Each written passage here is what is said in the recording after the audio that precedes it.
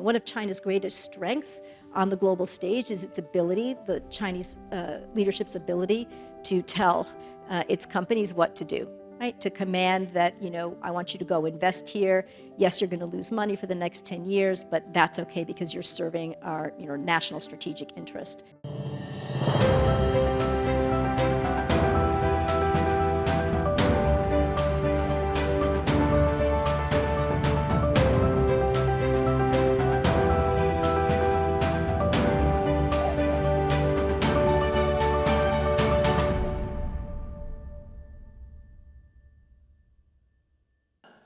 So that's sort of the landscape of the Biden administration policy.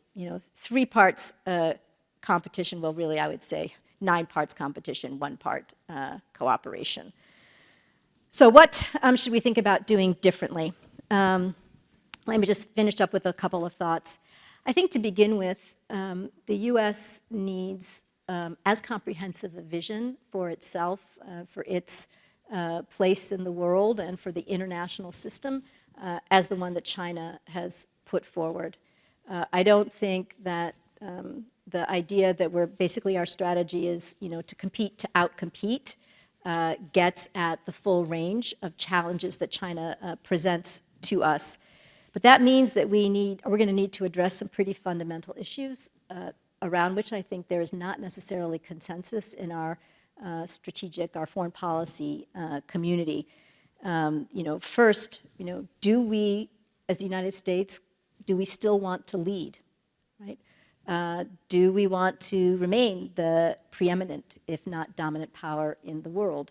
Or do we want to, hunker down and focus more on what's going on inside our own country? Do we not think that that external engagement suits our purposes the way that we have previously? How do we integrate our political values around democracy, around the rule of law?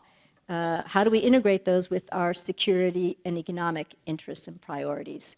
We have many examples in the recent past where, the United States seems to, focus on human rights in some instances. For example, in AGOA, as a reason to push, 3 countries out of the agreement for, horrible human rights practices or new laws that are being passed, but at the same time is willing to deal with, other countries that also are quite repressive because they have strong strategic rationale for us.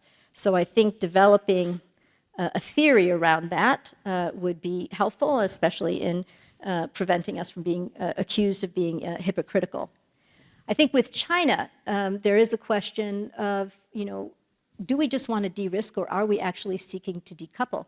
If you spend any time with members of Congress, you will quickly find that some of them actually are looking to decouple.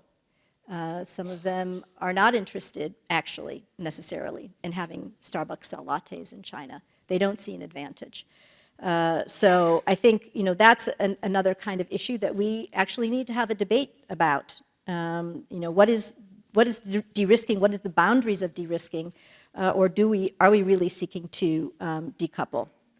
And then I think, something that emerged first in the Trump administration is, do we need a new model for burden sharing? And I think we've seen an evolution already in the call for other countries to step up and assume, especially in the security realm.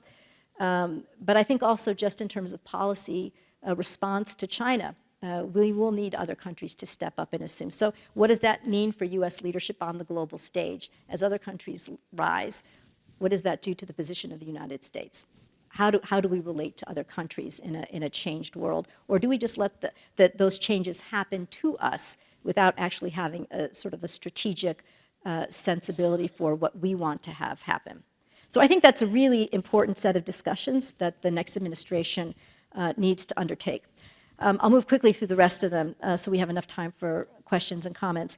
I think second, we need to continue to bolster the foundations of U.S. resilience. And I'll say I just flew in actually from Dublin last night through to New York and then to here this morning. And I spent time with about 20 members of Congress in a group where the sort of China experts meeting with members of Congress.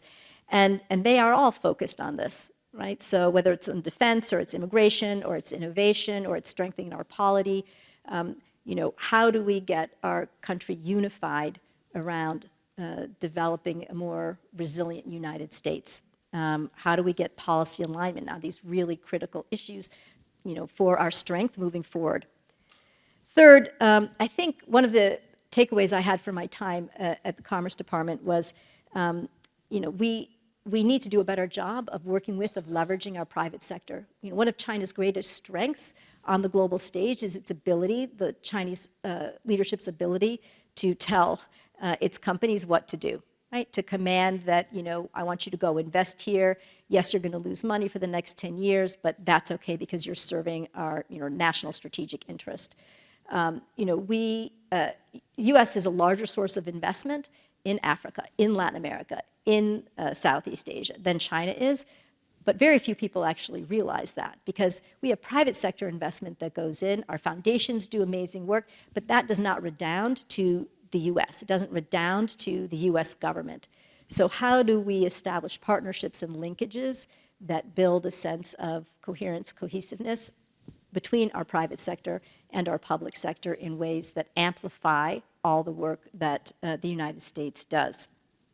I will say we did one project early on for the Indo-Pacific Economic Framework, IPEF, where we went to, we got 14 tech companies, US tech companies like Google and Microsoft and Apple, to deliver 500,000 digital skilling opportunities to women and girls in the IPEF emerging economies.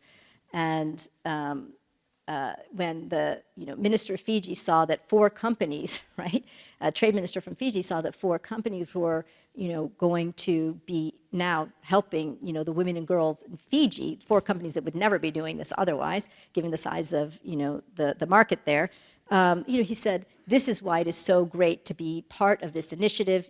Thank you, United States. So it was the perfect moment, right? It just encapsulated, what we can do together if we bring it all together and we sort of brand it in that manner. And then finally, I think we need to do a better job of engaging emerging and middle-income economies. The administration has done a lot of work with our European allies and with the advanced economies of Asia, and through IPEF, also some of the emerging economies in the Indo-Pacific. But despite many cabinet secretaries and deputy secretaries traveling to Africa, for example, there isn't really a strategic sense for how we are engaging these economies.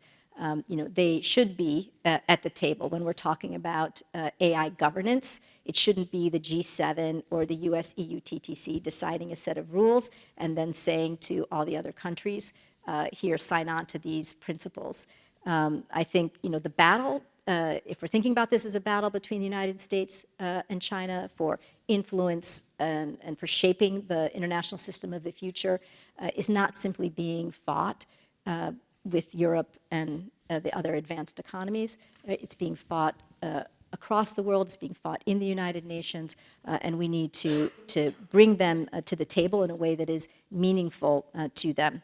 And then the last thing I'll say is that we need a trade agenda. So I will stop there, and again, welcome your questions and your thoughts. Thanks.